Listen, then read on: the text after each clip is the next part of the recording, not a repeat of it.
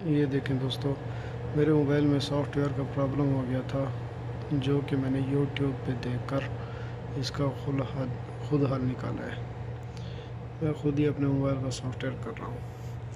आप भी घर बैठकर अपने मोबाइल का सॉफ्टवेयर खुद अपडेट कर सकते हैं। मेरे पास ये मोबाइल है A20, सैमसंग का मोबाइल है, जो कि इसमें सॉफ्टवेयर का इशू आ गया था तो मैंने यूट्यूब से इसका हल निकाल के पहले इसकी ये 4 फाइलें डाउनलोड की हैं। उसके बाद मैंने इसको फ्लैश कर दिया है। ये देखें, ये मोबाइल अभी हो रहा है सॉफ्टवेयर, इंशाल्लाह अभी हो जाएगा।